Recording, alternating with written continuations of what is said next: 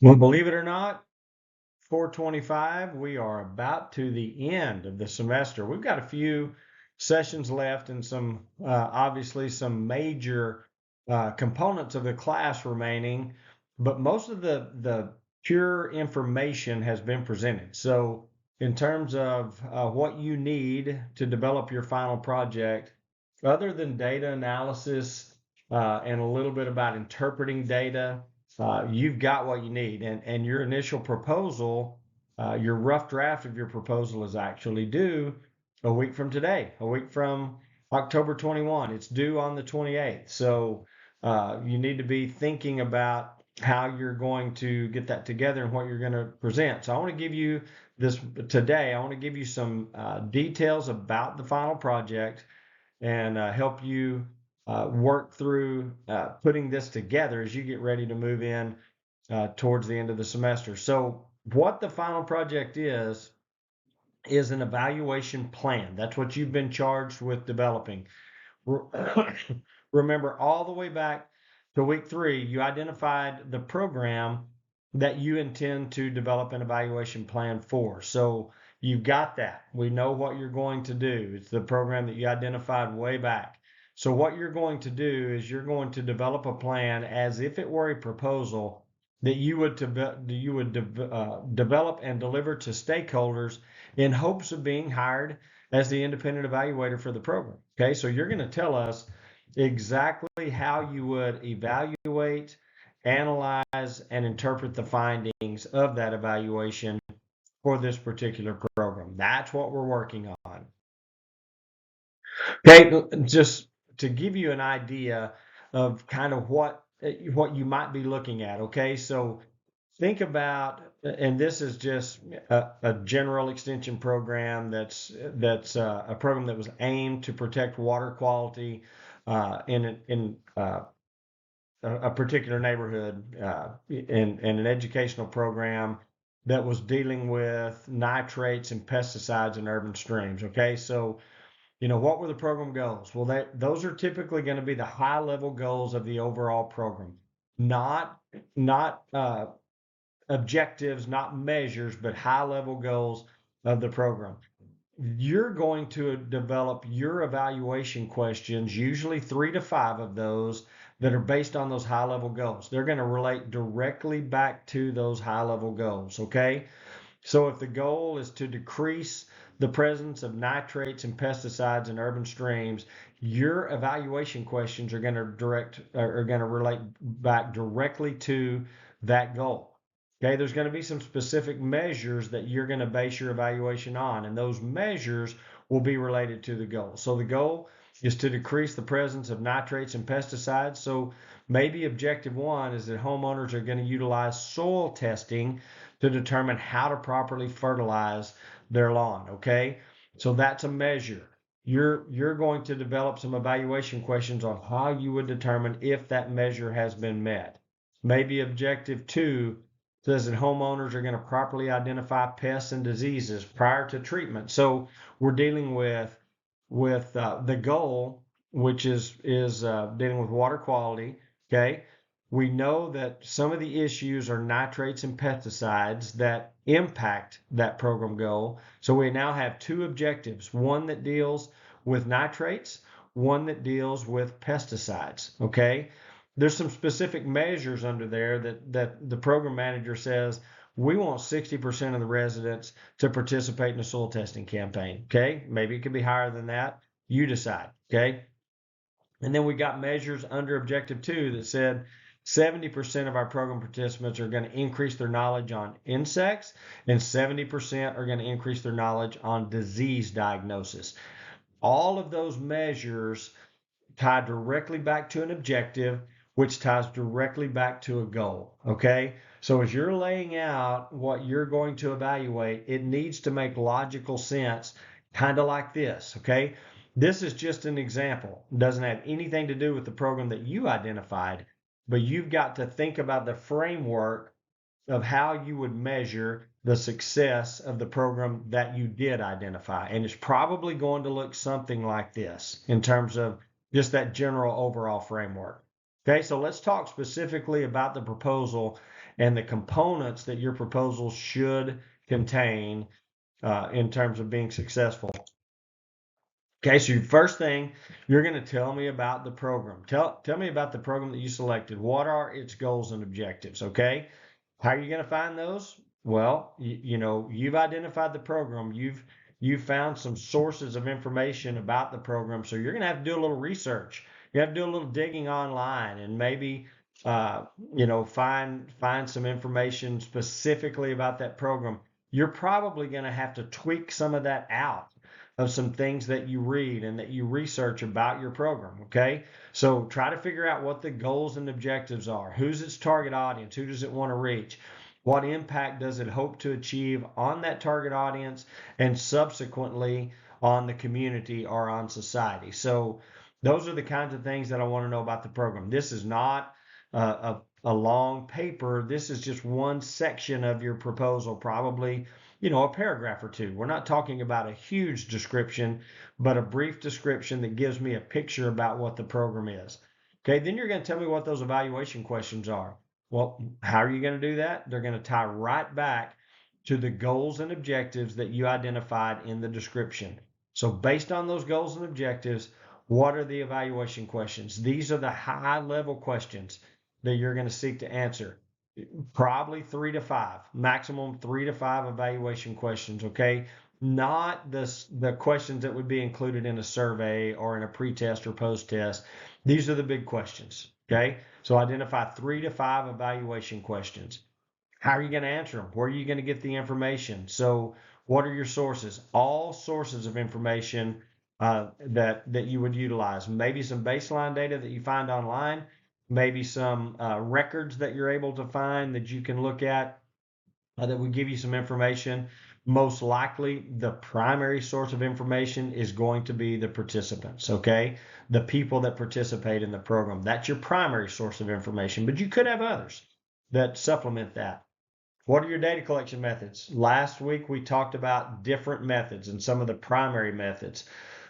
Your evaluation should be a mixed method evaluation. You should have both quantitative and qualitative data collection methods. So, think about what you have from a quantitative standpoint. Might be tests, it might be surveys, it might be questionnaires.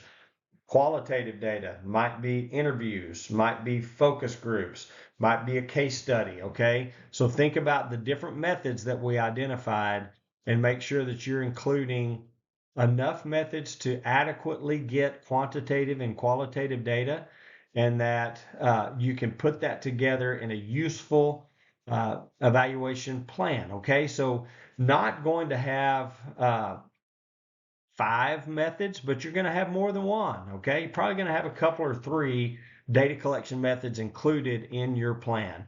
And then, will you have that long-term follow-up? Is there a need for that? Some programs have a strong need for a long-term follow-up. Some do not. You tell me in your plan whether you think it has a need for a long-term follow-up. And if it does, when would that take place and how would you collect that data long-term? Okay. Excuse me. I want to see a sample of your data collection tools. So, if you're going to use surveys, questionnaires, pre-post tests, give me a sample of what those might look like.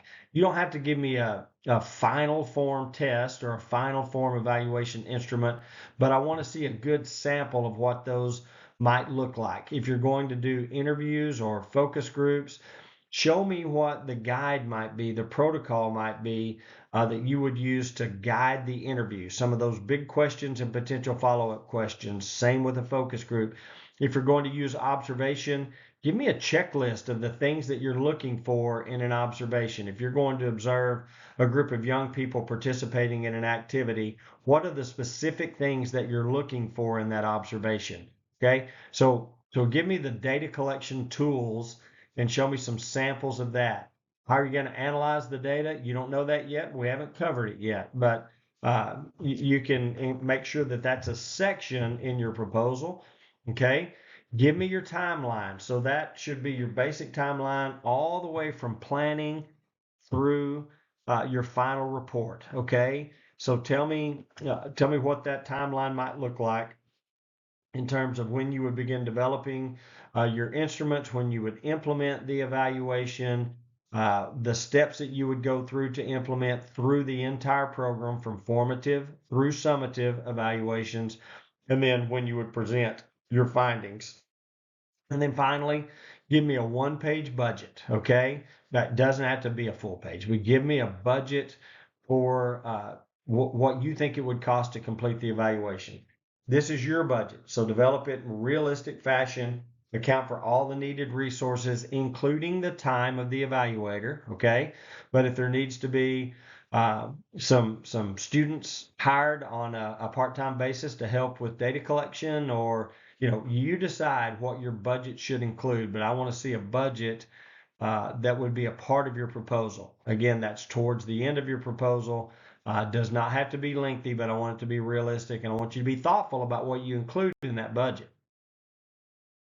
Okay, so you are going to write this as a proposal. Okay, you're trying to get the job as an independent evaluator for the program that you choose. Sorry about the typo there. We don't need a W on the end of the, but you're going to get, you're trying to develop this as a proposal to get the job. You're not going to have any data. Okay, so there's no data that's been collected. You're telling me how you're going to collect and analyze the data.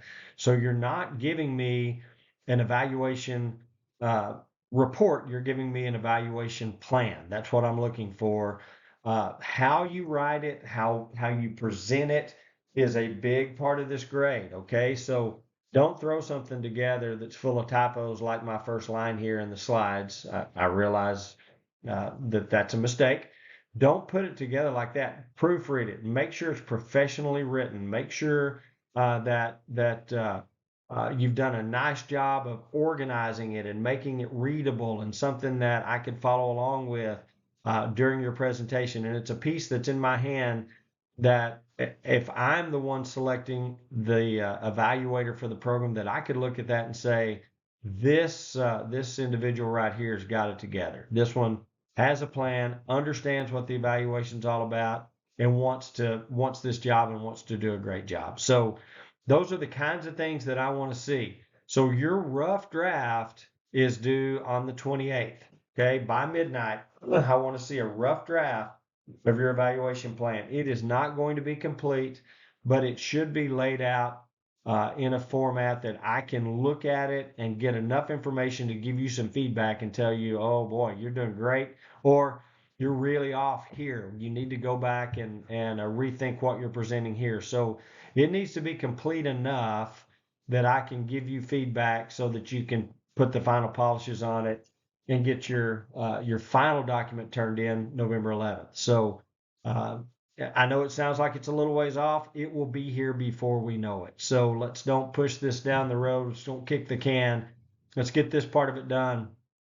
Get that rough draft turned in as soon as you can. I'll begin to look at those this week as they come in and provide feedback. The sooner you get it in, the sooner you get feedback. The sooner you get feedback, the sooner you can continue to develop and put polish on it and have it ready to turn in. So we'll have a couple more sessions with content that will be shared. I know we've got analyzing and interpreting evaluation data that's coming up. So we'll have that information that'll be shared over the next couple of weeks. Then we'll be down to the final project. I'll get information out to you in the next few days or the next week or so on signing up for your presentation time. And again, that will be, we'll do about 4 presentation times where several of you will sign up and make your presentation. It won't be to the whole class most likely, but hopefully there will be a good subset of the class that join in each of the sessions, and you can hear what the others are presenting. So you'll have an opportunity to hear your classmates present, and you'll have an opportunity to present your plan to me and to others in the class. And then there's a final exam. So we're getting close. The semester is almost over. There's a couple of quizzes left that you're able to do. And also, don't forget that there is that opportunity for extra credit work. So if you go do some independent study, if you take an participate in an online webinar or seminar of some sort on evaluation, or you go find a really great evaluation article and read it and write me a little summary of what that looks like, there's an opportunity for 50 points of extra credit for independent study that's directly related to evaluation. If you want to do that, be sure and do it. I'll get that information up, or you can submit that towards the end of the semester. But there's an opportunity for some extra credit if you want it. If you need anything this week as you're developing your draft, don't hesitate to reach out to me. There is no quiz this week. The last two quizzes will be when we have new information shared on interpreting and analyzing data. So that'll be the last two quizzes. No quiz this week. Work on this. Don't spend time thinking about a quiz. Work on your draft and let's get that submitted. That's a 50-point submission. So submitting your rough draft is also 50 points. So that takes place at the quiz this week. If you need anything, don't hesitate to reach out to me. I'll be available via email, via text, via Canvas, however you want to reach out. Don't get behind. Don't hesitate to ask for help if you need it. And I look forward to seeing your rough drafts over the next few days. Thanks and giggle.